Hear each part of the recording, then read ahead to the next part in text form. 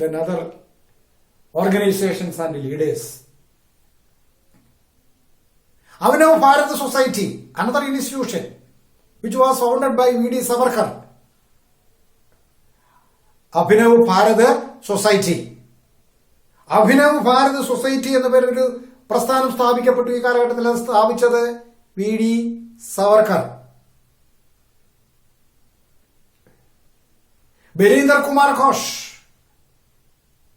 and Pulin Bihari Das established an organization by name Anushīlan Samiti. രണ്ടാമത്തത് V.D. Savarkar Abhinav Bharat society സ്ഥാപിച്ചെങ്കിൽ രണ്ടുപേർ ചേർന്ന് ബരീന്ദർ കുമാർ ഘോഷ്, പുലിൻ ബിഹാരി ദാസ് എന്നിവർ ചേർന്ന് അനുശീലൻ സമിതി എന്ന് പറയുന്ന മറ്റൊരു പ്രസ്ഥാനം സ്ഥാപിച്ചു. Lala Hardayal established Ghadar party. ലാലാ ഹർദയാൽ എന്ന ദേശീയ നേതാവ് ഹദ്ദർ പാർട്ടി സ്ഥാപിച്ചു. Surya Sen established Indian republican army. Indian republican army രൂപീകരണത്തിന് നേതൃത്വം കൊടുത്തത് സൂര്യസെൻ ആയിരുന്നു.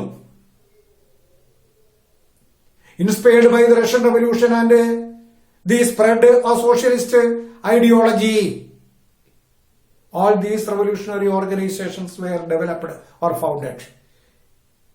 ഈ വിപ്ലവ സംഘടനകളെല്ലാം സ്ഥാപിക്കപ്പെട്ടത് റഷ്യൻ വിപ്ലവത്തിന്റെയും സോഷ്യലിസ്റ്റ് ആശയങ്ങളുടെയും പ്രചാരത്തിന്റെ ഫലമായിട്ടാണ്, വ്യാപനത്തിന്റെ ഫലമായിട്ടാണ്. Within the Indian National Congress also, there were many leaders, those who supported the idea of socialism. Socialism എന്ന ആശയത്തെ പിന്തുണച്ച നിരവധി നേതാക്കന്മാർ, കോൺഗ്രസ് നേതാക്കന്മാർ പ്രമുഖരിൽ ഉണ്ടായിരുന്നു. Pandit Jawaharlal Nehru, Subhash Chandrabose, Jayaprakash Narayanan, Aruna Asaf Ali. All these were the leaders of socialist fraction in the Indian National Congress. Indian national കോൺഗ്രസിന്റെ അകത്തെ socialist വിഭാഗത്തിന്റെ പ്രമുഖ നേതാക്കന്മാരായിരുന്നു ഇവരൊക്കെ. പണ്ഡിറ്റ് ജവഹർലാൽ നെഹ്റു, സുഭാഷ് ചന്ദ്രബോസ്, ജയപ്രകാശ് നാരായണൻ, അരുണ അസഫ് അലി തുടങ്ങിയവരെല്ലാം തന്നെ. In 1934 at Bombay, Congress Socialist Party under the leadership of Jayaprakash Narayan was established. പിന്നീട് അത് ഒരു സോഷ്യലിസ്റ്റ് കോൺഗ്രസ് പാർട്ടിയുടെ സ്ഥാപനത്തിന് തന്നെ കാരണമായി. 1934 ബോംബെയില്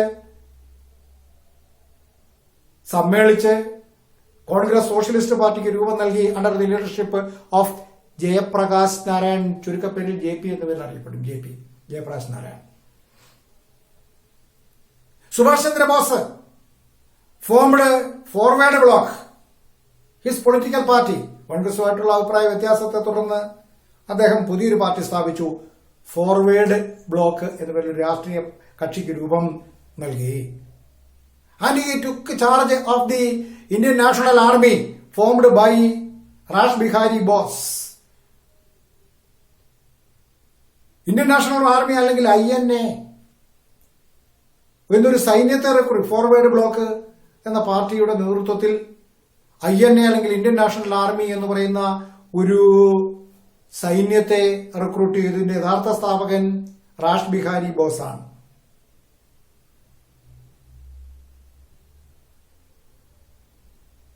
റാഷ് ബിഹാരി ബോസ് സ്ഥാപിച്ച ഇന്ത്യൻ നാഷണൽ ആർമിയുടെ നേതൃത്വം സുഭാഷ് ചന്ദ്രബോസ് ഏറ്റെടുത്തു.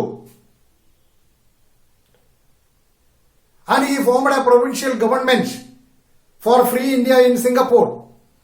ഇന്ത്യക്ക് അകത്തു നിന്നും പലായനം ചെയ്ത അദ്ദേഹം, ബ്രിട്ടീഷുകാരുടെ എതിർപ്പ് മൂലം പലായനം ചെയ്ത അദ്ദേഹം സിംഗപ്പൂരിൽ ഇന്ത്യക്ക് വേണ്ടി ഒരു താൽക്കാലിക ഗവൺമെന്റ് സ്ഥാപിച്ചു, പ്രൊവിൻഷ്യൽ ഗവൺമെന്റ് സ്ഥാപിച്ചു. The women wing of the Indian national army was called Jhansi regiment. ഈ ഇന്ത്യൻ നാഷണൽ ആർമിക്ക് INA-ക്ക് ഒരു വനിതാ വിഭാഗം ഉണ്ടായിരുന്നു, റെജിമെന്റ് ഉണ്ടായിരുന്നു. ആ വനിതാ റെജിമെന്റിനെ അറിയപ്പെട്ടിരുന്നത് ജാൻസി റെജിമെന്റ് എന്ന പേരിലാണ്. It was led by captain Lakshmi, a Keralite. ഈ വനിതാ വിങ്ങിനെ, വനിതാ റെജിമെന്റിനെ നയിച്ചത് കേരളക്കാരിയായിരുന്ന ക്യാപ്റ്റൻ ലക്ഷ്മിയാണ്. With the help of Japanese army, INA, the Indian National Army, marched to east-west border of India. രണ്ടാം ലോക മഹായുദ്ധ കാലയളവിലെ ജപ്പാന്റെ സഹായത്തോടെ കിഴക്ക് പടിഞ്ഞാറ് അതിർത്തി പ്രദേശങ്ങളിലേക്ക് ഈ INA മുന്നേറി. And hosted Indian flag in Imphal. Indian അതിർത്തി വരെ മുന്നേറി ഇംഫാനില് ഇന്ത്യൻ പതാക ഉയർത്തുകയും ചെയ്തു INA, Indian national army. However, with the defeat of Japan in the Second World War, he was forced to withdraw. എന്നാൽ രണ്ടാം ലോക മഹായുദ്ധത്തിൽ അദ്ദേഹത്തെ സഹായിച്ചിരുന്ന ജപ്പാന്റെ പരാജയത്തോടെ അദ്ദേഹത്തിന് പിൻവാങ്ങേണ്ടി വന്നു. The first martyr of freedom struggle in South India was വഞ്ചി അയ്യർ. ദക്ഷിണേന്ത്യയിലെ ആദ്യത്തെ സ്വാതന്ത്ര്യ സമര പ്രസ്ഥാനത്തിന്റെ രക്തസാക്ഷിയാണ് വഞ്ചി Iyer. In addition to it, many movements of workers and peasants were developed to strengthen nationalist movements. ദേശീയ പ്രസ്ഥാനത്തെ ശക്തിപ്പെടുത്തുന്നതിന് വേണ്ടി തൊഴിലാളികളുടെയും കർഷകരുടെയും നിരവധി പ്രസ്ഥാനങ്ങൾ ഉണ്ടായി. They were inspired by Russian Revolution and the spread of socialist ideologies. ഇതിനൊക്കെ സഹായകമായ പ്രധാനപ്പെട്ട ഘടകം എന്ന് പറയുന്നത് റഷ്യൻ വിപ്ലവവും തുടർന്ന് സോഷ്യലിസ്റ്റ് ആശയങ്ങൾക്ക് ലഭിച്ച പ്രചാരവുമാണ്. For example, in Ahmedabad, Textiles Association was formed. അഹമ്മദാബാദിൽ ടെക്സ്റ്റൈൽ അസോസിയേഷൻ സ്ഥാപിക്കപ്പെട്ടു. Madras labour union was also founded. Madras labour union സ്ഥാപിക്കപ്പെട്ടു. Ahmedabad textile association, Malabar labour union etc. were founded. In 1920, All India Trade Union Congress was established, AITUC, All India Trade Union Congress, under the leadership of N.M. Joshi and Lala Lajpat Rai. All India Trade Union Congress അല്ലെങ്കിൽ AITUC 1920 സ്ഥാപിതമായത് ഇവരുടെ രണ്ടുപേരുടെ നേതൃത്വത്തിലാണ്. N.M. ജോഷിയുടെയും Lala Lajpat റായിയുടെയും നേതൃത്വത്തിലാണ്. Then what are the objectives of All India Trade Union Congress, that means AITUC? എന്തൊക്കെയായിരുന്നു ഈ യൂണിയന്റെ ലക്ഷ്യം, AITUCയുടെ ലക്ഷ്യം? To organize and act as a working class. തൊഴിലാളി വർഗ വിഭാഗങ്ങളെ ഒന്നിപ്പിക്കുക, സംഘടിപ്പിക്കുക, തൊഴിലാളികൾ എന്നുള്ള നിലയിൽ അവരെ ഒന്നിപ്പിച്ച് പ്രവർത്തിപ്പിക്കുക. To facilitate Indian workers to cooperate with the working class outside India. ഇന്ത്യക്ക് പുറത്ത് പ്രവർത്തിക്കുന്ന തൊഴിലാളികളെ കൂടി കോർത്തിണക്കിക്കൊണ്ട് അവരുമായി സഹകരിച്ചുകൊണ്ട് ഇന്ത്യൻ തൊഴിലാളി വർഗത്തെ പരിപോഷിപ്പിക്കുക. To participate actively in the Indian freedom struggle. Indian സ്വാതന്ത്ര്യ സമരത്തിൽ സജീവമായി പങ്കാളികളാകുക തുടങ്ങിയ ലക്ഷ്യങ്ങളോട് all these are the motto or aims of All India Trade Union Congress or AITUC. Formation of this AITUC. AITUC സ്ഥാപീകൃതമായതിന്റെ പ്രധാനപ്പെട്ട ലക്ഷ്യങ്ങൾ ഈ പറഞ്ഞു വെക്കണം. ലക്ഷ്യങ്ങൾ ഇവയൊക്കെയായിരുന്നു. There were several peasant movements also. തൊഴിലാളികളുടെ മാത്രമല്ല കർഷക പ്രസ്ഥാനങ്ങളും ഉണ്ടായി. The reasons behind it, tax laws. ഒന്ന്, നികുതി നിയമങ്ങളാണ്. നമുക്കറിയാം ഭാരിച്ച നികുതിയായിരുന്നു. ഹൈ എക്സ്പ്ലോയിറ്റേഷൻ, അമിതമായ ചൂഷണം. Low price of agricultural producers, കാർഷിക ഉൽപ്പന്നങ്ങളുടെ വിലക്കുറവ്.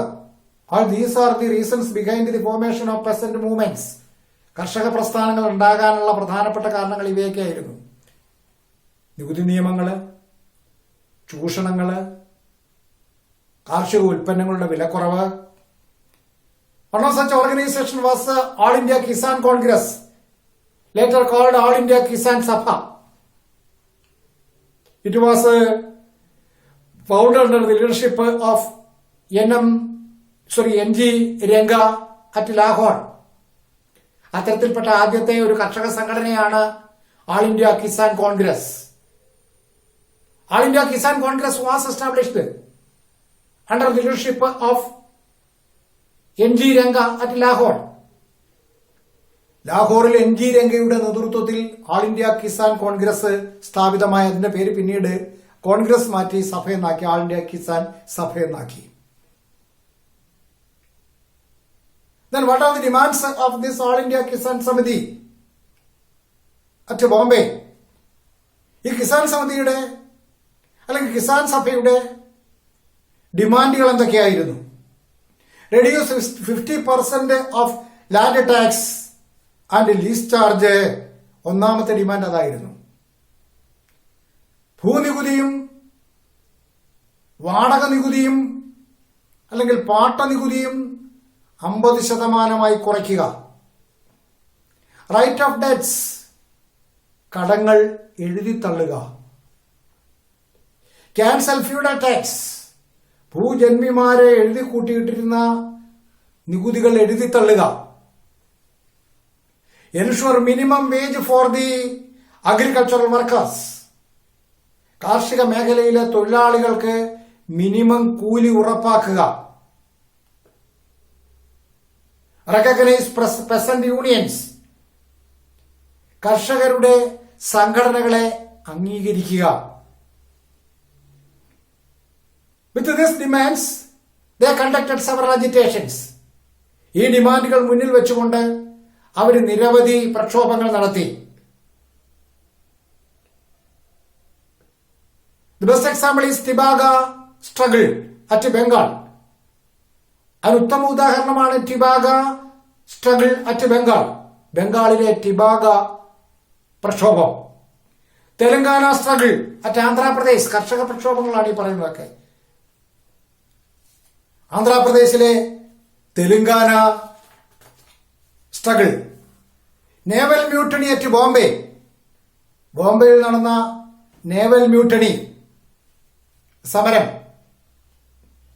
ടുവേഴ്സ് ഇൻഡിപെൻഡൻസ്, സ്വാതന്ത്ര്യത്തിലേക്ക്. Khan Abdul Ghaffar Khan opposed dual nation theory. During the time of the independence of our nation, the British forwarded the dual nation theory. ഇന്ത്യക്ക് സ്വാതന്ത്ര്യം തരുന്ന അവസരത്തില്, അതിനു വേണ്ടിയിട്ടുള്ള തീരുമാനങ്ങൾ എടുക്കുന്ന അവസരത്തില് ഡ്യുവൽ നേഷൻ തിയറി, ദ്വിരാഷ്ട്ര സിദ്ധാന്തം, മുസ്ലിം ലീഗ് വെച്ച ദ്വിരാഷ്ട്ര സിദ്ധാന്തം ബ്രിട്ടീഷുകാര് മുന്നോട്ട് വെച്ചപ്പോൾ അതിനെ ശക്തമായി എതിർത്തിയ ഒരു നേതാവാണ് Khan Abdul Ghaffar Khan. Khan Abdul Ghaffar Khan is known as frontier Gandhi. അദ്ദേഹത്തെ എന്തുമല്ല അറിയപ്പെടുന്നത് ഫ്രോണ്ടിയർ ഗാന്ധി എന്നാണ്, അതിർത്തി ഗാന്ധി എന്നറിയപ്പെടുന്ന ആളാണ് Khan Abdul Ghaffar Khan. He stood for Hindu Muslim unity. Hindu Muslim ഐക്യത്തിന് വേണ്ടിയിട്ടാണ് നിലകൊണ്ടത്.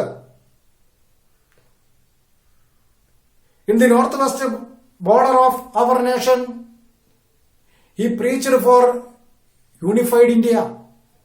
He was against dual nation theory. വടക്കു പടിഞ്ഞാറൻ അതിർത്തി പ്രദേശങ്ങളിൽ ഏകീകൃത ഇന്ത്യക്ക് വേണ്ടി അദ്ദേഹം നിലകൊണ്ടു. ഇന്ത്യയെ വെട്ടിമുറിക്കുന്നതിനെതിരെ നിലപാട് സ്വീകരിച്ചു. ഫ്രോണ്ടിയർ ഗാന്ധി എന്ന പേരിലാണ് അദ്ദേഹം അറിയപ്പെടുന്നത്.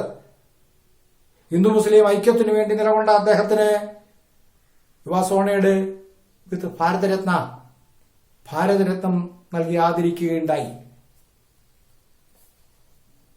The second world war witnessed the collapse of imperialism. രണ്ടാം ലോക മഹായുദ്ധം സാമ്രാജ്യത്വത്തിന്റെ തകർച്ചയ്ക്ക് സാക്ഷ്യം വഹിച്ചു.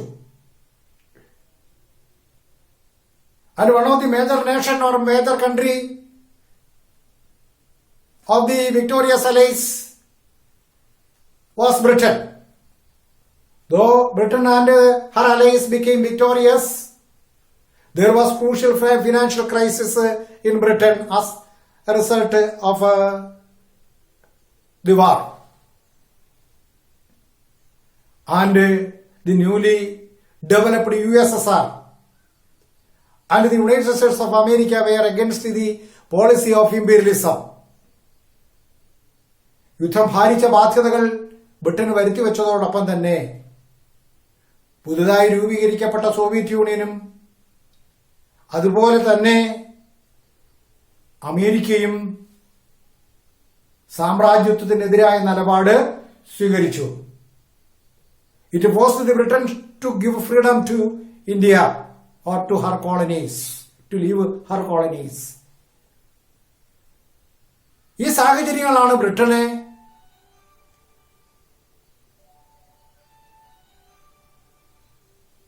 തീർച്ചയായിട്ടും ഇന്ത്യയെ പോലെയുള്ള രാജ്യങ്ങളിൽ നിന്നും പിൻവാങ്ങാൻ, വിശേഷിച്ച് കോളനികളിൽ നിന്നും പിൻവാങ്ങാൻ നിർബന്ധിതമാക്കിയത്. In addition to it, a new government was formed in Britain under the leadership of Labour Party, and Clement Attlee became the Prime Minister of Britain. Labour Party and at the same time Clement Attlee were in favor of giving freedom to India. Labour പാർട്ടിയും അതുപോലെ തന്നെ labour പാർട്ടിയുടെ ലീഡറായി പിന്നീട് ബ്രിട്ടന്റെ പ്രധാനമന്ത്രിയായ Clement ആറ്റ്ലിയും ഇന്ത്യക്ക് സ്വാതന്ത്ര്യം നൽകുന്നതിനെ അനുകൂലിച്ചിരുന്നവരായിരുന്നു. All India Muslim League under the leadership of Muhammad Ali Jinnah raised the claim for Pakistan. നമുക്കറിയാം, ഞാൻ നേരത്തെ സൂചിപ്പിച്ചതാണ്, ടു നേഷൻ തിയറിക്ക് അനുകൂലമായി നിന്നവരാണ്.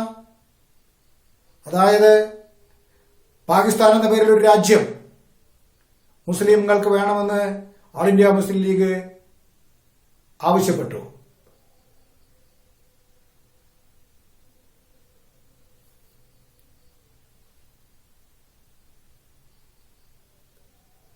Lord Mountbatten was appointed as the Viceroy of India, and he put forward the idea of the partition of India and put forward a plan by name that came to be known as Mountbatten Plan. ഇന്ത്യയിൽ viceroy ആയിട്ട് ഉടനെ appoint ചെയ്യപ്പെട്ട നിയമിതനായ mount batten പ്രഭു ഇന്ത്യയെ വിഭജിച്ച് സ്വാതന്ത്ര്യം നൽകുന്നതിനുള്ള നിർദ്ദേശം മുന്നോട്ട് വെച്ചു. ഈ നിർദ്ദേശം അറിയപ്പെടുന്നത് മൗണ്ട് ബാറ്റൻ പ്ലാൻ എന്ന പേരിലാണ്. എന്തായിരുന്നു അദ്ദേഹം പ്രപ്പോസ് ചെയ്തത്? To form a separate country in Muslim majority areas as per the Muslim wish. അദ്ദേഹം മുന്നോട്ട് വെച്ച മൗണ്ട് ബാറ്റൻ പ്ലാനിൽ വെച്ച ഒന്നാമത്തെ നിർദ്ദേശം അതാണ്. The proposals made by Mountbatten plan. To form a separate country, ഒരു പുതിയ രാജ്യം സ്ഥാപിക്കുക in Muslim majority areas as per the Muslim wish. മുസ്ലിങ്ങളുടെ ആശയാഭിലാഷങ്ങൾക്കനുസരിച്ച് മുസ്ലിം ഭൂരിപക്ഷമുള്ള പ്രദേശത്ത് ഒരു പ്രത്യേക രാജ്യം സ്ഥാപിക്കുക. To divide Punjab and Bengal. മുസ്ലിം ഭൂരിപക്ഷമുള്ള പ്രദേശം പ്രധാനമായിട്ടും പഞ്ചാബിലും ബംഗാളിലുമായിരുന്നു. അപ്പൊ അതുകൊണ്ട് പഞ്ചാബിനെയും ബംഗാളിനെയും വിഭജിക്കുക. To conduct a referendum to determine whether to add the northwest frontier portion to Pakistan or not. അതുപോലെ തന്നെ വടക്കു പടിഞ്ഞാറൻ അതിർത്തി പ്രദേശങ്ങളിൽ, മറ്റ് അതിർത്തി പ്രദേശങ്ങളിൽ ഒരു ഹിതപരിശോധന നടത്തുക. പാകിസ്ഥാനിലാണോ ചേരേണ്ടത് അതോ ഇന്ത്യയിലാണോ? ആ ഒരു നിർദ്ദേശം മാത്രം അംഗീകരിച്ചില്ല, മറ്റു രണ്ട് നിർദ്ദേശങ്ങളും ഇന്ത്യൻ നാഷണലിസ്റ്റ് മൂവ്മെന്റിന്റെ ലീഡേഴ്സ് അംഗീകരിച്ചു. ടു അപ്പോയിന്റ് എ കമ്മീഷൻ, ഇത് കൂടാതെ to appoint a commission to determine the borders in Punjab and Bengal or boundaries in Punjab and Bengal. ഒരു കമ്മീഷനെ നിയമിച്ചുകൊണ്ട് ഇങ്ങനെ വിഭജിക്കപ്പെടുന്ന രാജ്യത്തിനും പഞ്ചാബിലും ബംഗാളിലുമുള്ള അതിർത്തി നിർണ്ണയിക്കുന്നതിന് തീരുമാനമെടുക്കുക, അതിനൊരു കമ്മീഷനെ അപ്പോയിന്റ് ചെയ്യുക. Congress and Muslim league approved this proposal, but Khan Abdul Ghaffar Khan, the frontier Gandhi, opposed it. Indian national കോൺഗ്രസും ഓൾ ഇന്ത്യ മുസ്ലിം ലീഗും ഈ പ്രപ്പോസലിനെ അംഗീകരിച്ചു. ഖാൻ അബ്ദുൽ ഗാഫർ ഖാനെ പോലെയുള്ളവർ ഇതിനെ എതിർത്തു, ഈ വിഭജനത്തെ എതിർത്തു. In 1947, British Parliament passed the Indian Independence Act. അങ്ങനെ 1947 British parliament Indian independence act പാസാക്കി, ഇന്ത്യൻ സ്വാതന്ത്ര്യ സമര നിയമം പാസാക്കി. Two free nations, India and Pakistan, came into existence. അങ്ങനെ രണ്ട് പുതിയ സ്വതന്ത്ര രാജ്യങ്ങൾ നിലവിൽ വന്നു, ഇന്ത്യയും പാകിസ്ഥാനും. And Pandit Jawaharlal Nehru became the first prime minister.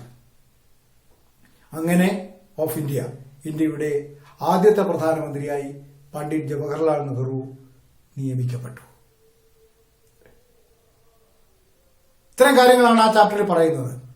ആ ചാപ്റ്ററിന്റെ ഒടുവിൽ ഒരു ചാർട്ട് കൊടുത്തിട്ടുണ്ട്. ആ ചാർട്ടിൽ ഇതിന്റെ മെയിൻ പോയിന്റ്സ് കംപ്ലീറ്റ് ഉണ്ട്. അത് വരച്ച് അതിന് ഓരോന്നിനും എക്സ്പ്ലനേഷൻസ് കൊടുത്ത് കഴിയുമ്പോൾ ഈ ചാപ്റ്റർ പഠിച്ചു കഴിഞ്ഞു എന്നാണ് അതിനർത്ഥം.